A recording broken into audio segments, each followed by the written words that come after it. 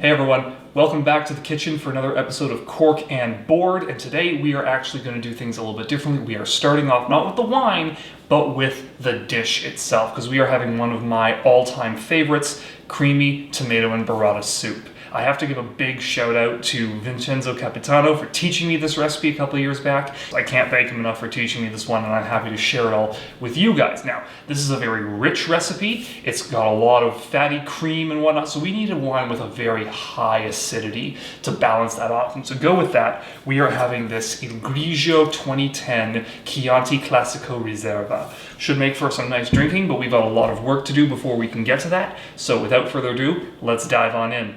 First part is the croutons. Take a loaf of ciabatta bread and tear it into some roughly thumb-sized pieces. Get it all onto a nice tray lined with parchment paper, and then start melting some butter. As this melts, you're going to want to add in 2 tablespoons of minced garlic and a sprig of fresh rosemary. Get that all melting so that the flavors are nice and mixed before pouring it over your bread. Moving on, you're going to want to get this all nice and even coating, but it's probably not going to be particularly even, so at this point it's good to mix it together in order to keep everything as evenly coated as possible. Once that's done, you're going to want to add in some fresh grated Parmesan. Put down a layer, and then add in some fresh ground pepper before mixing it to try and give it a nice coating. Once that's done, you'll want to spread around anything left to try and cover up the remainder and give a nice toasted layer on top. Once that's all done, it just goes into the oven at 400 degrees for 10 to 12 minutes, and those will be done. For the tomatoes, we need to get them boiled so that they peel easier. Make a nice cross-section with a knife before putting them into boiling water. You're going to want them in there for only about 10 to 15 seconds per tomato before putting them into cold water to stop the process. This will make the skins nice and easy to peel without cooking the tomato at a point where we don't want it. Once that's done, it's on to peeling the tomatoes. Just give them a nice cut in half, and then peel off the skin with your fingers. This shouldn't really be taking that long. We can't use the skin in the soup. We don't want it there. It's going to make it all gritty, so we want to get this off. Again, this shouldn't take you that long, but our 10 minutes in the oven are almost up, so let us bring out those lovely croutons. You can see that they're nice and toasted, they're delectable, just leave them to cool. But always make more croutons than you think you'll need. They're delectable as a snack to have while you're making all this happen. Back to the soup, we want a skillet with butter melted in it. Add in some lovely diced red onion, and give that a mix and saute until they are completely translucent. Once that's done, it's time to add in the tomatoes. What you're going to do is take your halved and peeled tomatoes and put them in face down. You want as many of them to be face down as possible, but if a few of them are face up to make sure they all fit, that's not going to be an issue. Once that's done, you're going to want to add in some water. Give it just enough water to fill up and be just below the level of the tomatoes. Give it all a stir and saute for 10 minutes. Next is our basil oil. We want 250 ml of olive oil, as well as some freshly minced basil leaves, and the same with fresh parsley to add thickness and color without adding too much taste. Put that all into a blender and get it moving on high until everything is consistently mixed into a nice, thick, green mixture. And with that done, our 10 minutes are up, and it's time to add the cream to those tomatoes. You're going to want to add half a liter. Then reduce your temperature to low, give it a nice stir to mix it in, and then cover it back up and let sit for another 10 minutes. In the meantime, cork out your wine.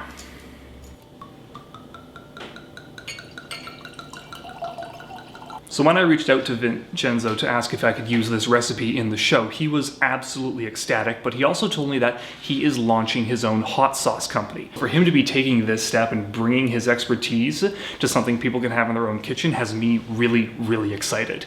You can find him online right now at islandchefpepperco.com and on Instagram at icpepperco. Right now, he's set to launch in May of 2020 and is currently accepting subscribers for discounts at launch. If you guys are thinking you want some nice hot sauce and handcrafted jellies and pepper seasoning spices, I highly recommend you take a look at him. This guy is a genius and he will make your mouth water. Almost ready to put everything together. It's time to slice the burrata. Do this while it's cold because the inside is very creamy and you only need half a ball per person. Now that our soup mixture is done, it's time to get it all mixed together. You're going to want to take your lovely blender and add about half the mixture per, or if you're doing a smaller batch, add the entire thing together at once. Once that is completed and you feel like you've got enough, put it into your blender and get everything moving on high temperature and high speed until it's all pureed into a nice creamy mixture. Do this for both halves and return it to a large pot simmering. You got a nice color, but it's missing a little something. Take a taste, see how it is, and this and only now is when you're going to add the salt. I find that you only need about 2 teaspoons or so, but give it a nice mixture and salt it to taste. Once that's done, it's time for final assembly. Take your croutons, add your basil oil, and then finally give it a scoop of that lovely hot soup to start melting that cheese. All right, all that time and effort has finally paid off. We've got the soup in front of us, we've got the wine poured. Let's have that lovely first impression.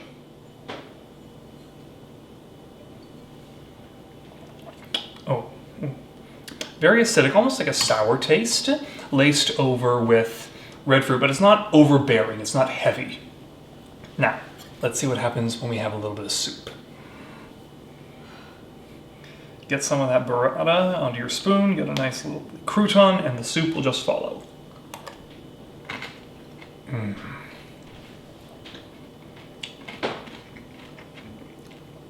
God, how I enjoy making this soup. Vince, once again, thank you so much for teaching me this recipe.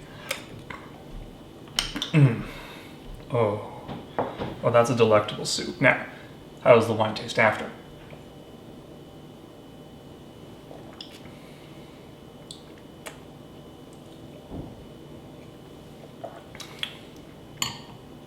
The acidity has abated a considerable amount.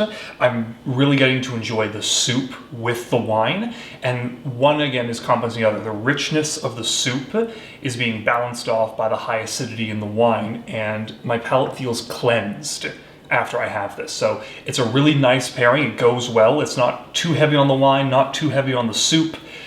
Again, a wonderful pairing. I'm looking forward to having this dinner.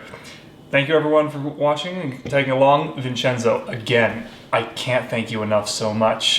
Everyone, please check out his company at islandchefpepperco.com or on Instagram at icpepperco. And like, subscribe, and leave a comment if you're interested. Thank you guys for watching Cork and Board. We'll see you on the next episode. Take care.